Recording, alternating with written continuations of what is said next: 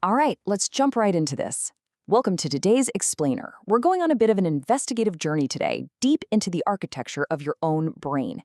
We go through life just kind of assuming we're the sole authors of our choices, but the reality? Our minds are constantly being hijacked. We're walking around with these invisible thinking errors, mental shortcuts, and vulnerabilities that are just hardwired right into our biology. So today, we're going to expose these unseen forces, map out exactly how they trap us, and then arm you with the tools to actually take back control. So I gotta ask, are you really in control? I mean, really think about it. When you pick out a new phone, or judge a coworker, or even just read a news headline, you probably believe you're carefully weighing the pros and cons, right? But as you're about to see, most of the time, we're all just running on complete autopilot. Your conscious mind isn't actually making the decision. It's mostly just rationalizing a choice that was already made for you, totally in the shadows. And there's this quote from Nobel Prize-winning psychologist Daniel Kahneman that brilliantly illustrates exactly what we're up against. He basically says that a reliable way to make people believe falsehoods is just frequent repetition, because we can't easily distinguish familiarity from truth. Think about that. Our brains actually prefer the comfort and ease of familiarity over the hard work of digging for the truth. If you hear something repeated enough times, your brain literally struggles to tell if it's a fact or not. It's basically a biological glitch. And honestly, it's just one of many that can be easily manipulated. Which brings us to section 1, trapped by your mind. Let's talk about our internal saboteurs. To really understand how we get manipulated, we first have to look under the hood at the machinery inside our own heads. Kahneman breaks our thinking down into two completely different operating systems that basically run our lives, System 1 and System 2. So System 1 is our emotional brain. It reacts in literal milliseconds. It's automatic, it's impulsive. System 2, on the other hand, is our logical, rational brain. But here's the catch. System 2 needs actual seconds to process information. So by the time your rational System 2 finally wakes up to weigh the options, your emotional System 1 has already made the call. Your logical brain is often just stepping in to justify an emotional reaction you've already had. Crazy, right?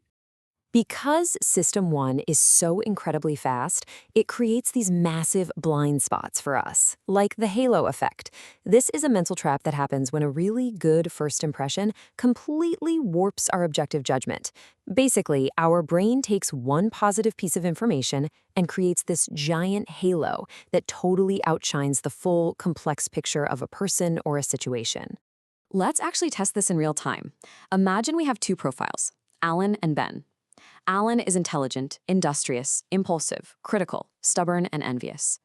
Ben is envious, stubborn, critical, impulsive, industrious, and intelligent. Now, if you're like most people, you automatically see Alan in a much better light than Ben. But look closely, the traits are exactly the same. When it comes to the halo effect, sequence is everything. Because intelligent and industrious hit your brain first with Alan, your System 1 rapidly built this positive story, and it caused you to completely excuse his stubbornness. Ben just didn't stand a chance. And we really have to understand here, this isn't just some harmless, quirky psychological thing. It has devastating real-world consequences. Take Bernie Madoff, for example. He was an absolute Wall Street darling. His incredibly consistent, amazing returns created a massive halo. That initial positive impression completely blinded people to the fact that his underlying numbers literally made zero sense, which allowed him to hide the biggest Ponzi scheme in human history right in plain sight. Let's move on and see how this builds with another, honestly, terrifying glitch, the anchoring effect. Listen to this experiment. Highly experienced German judges read a case about a shoplifter. They were then asked to roll a pair of loaded dice that would only ever land on a 9 or a 3. The judges who rolled a 9 subsequently handed down an average prison sentence of 8 months. But the judges who rolled a 3, they gave 5 months. Think about how wild that is. Their professional, legal judgment was completely altered by a totally random number they had just seen. That right there is the power of an anchor. And then, of course, there's the sheer mental stress of holding conflicting beliefs. You know Aesop's fable of the fox, right? The fox wants the grapes, can't jump high enough to reach them, and instead of just admitting, hey, I'm not skilled enough to get these, he decides the grapes were probably sour anyway. This perfectly illustrates cognitive dissonance. Whenever we experience the mental stress of failure or conflicting desires, our brain actively rewrites reality to protect our ego. We just tell ourselves it wasn't what we wanted anyway, to make the pain go away. All right, that brings us to section 2, the invisible persuaders. Let's look at engineered environments. So we've established our own minds are incredibly vulnerable. But what happens when external environments are strategically engineered to trick us? Consider this concept of persuasion by Robert Cialdini. In one really fascinating experiment, half the visitors to an online furniture store were shown a background of soft, fluffy clouds. The other half saw a background of pennies. The cloud group completely focused their purchases on comfort and softness. But the penny group, they were zeroed in on finding the absolute cheapest options. And the best part? When they were asked if the background influenced them, everyone completely denied it. They swore up and down they were making independent, conscious choices. But, well, they definitely weren't. And this kind of manipulation scales all the way up to global leadership. Author Robert Greene points out how historical and even modern figures bypass our logic using pure spectacle. Take Cesare Borgia. He used a brutal public execution to instantly replace regional chaos with a highly controlled, stabilizing fear. Or Louis XIV, who built the ridiculously extravagant Palace of Versailles basically to trap rival nobles in an endless spectacle of daily rituals. It stripped their power without firing a single shot. And in modern times, look at Volodymyr Zelensky. He abandoned the traditional political suit for army green, projecting a very powerful, silent image of a leader who stays to fight. Regardless of the politics here, the underlying mechanism is exactly the same. Symbols and spectacle speak directly to our emotions. They bypass rational debate entirely. Now, when direct spectacle is maybe a bit too risky, manipulators use what's called the fait accompli strategy. This is essentially the art of acting incrementally. You don't make a bold, aggressive move that triggers everyone's defense mechanisms. No way. Instead, you take tiny, seemingly insignificant steps.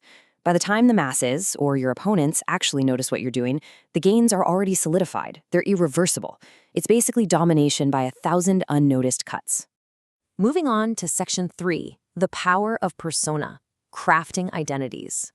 Because influence isn't just about grand political strategy or tricky website backgrounds. Identities themselves can literally be crafted as costumes to seduce us and bypass our logic. Seduction is rarely an accident, you guys. It's a very deliberate archetypal strategy.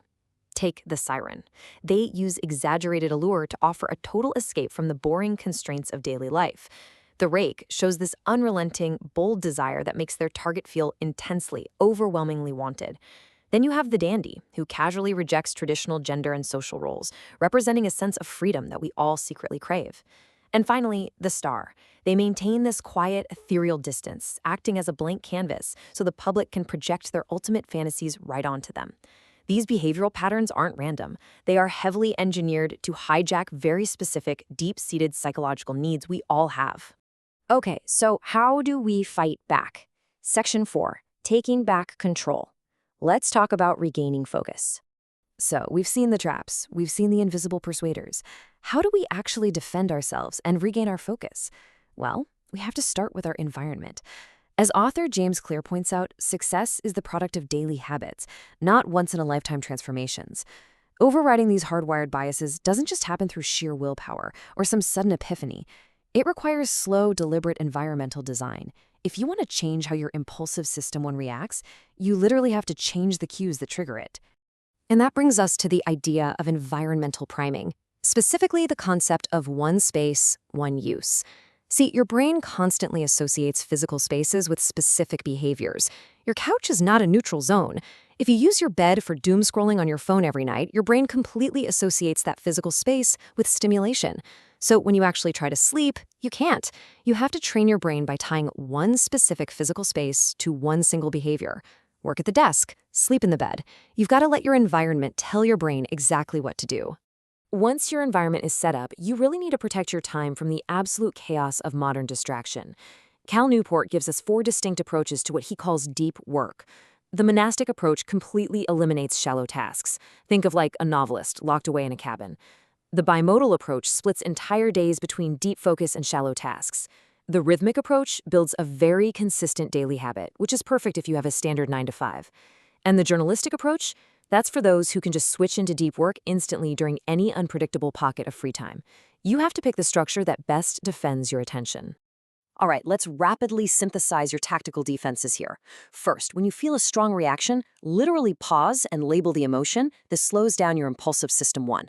Second, actively seek out disconfirming evidence to shatter the comfort of your echo chambers and beat confirmation bias. Third, if you want to defeat the halo effect in group settings, always have people write down their independent judgments before anyone speaks. And finally, never trust your intuition with exponential numbers. Always convert them into linear timeframes you can actually wrap your head around. So, we've pulled back the curtain on the cognitive glitches, the environmental triggers, and the crafted personas that constantly shape our reality. You are now equipped with the knowledge of how all these mechanisms actually work. So, as you step back into your day and face your very next decision, I want you to ask yourself, now that you can see the invisible strings, who is pulling yours?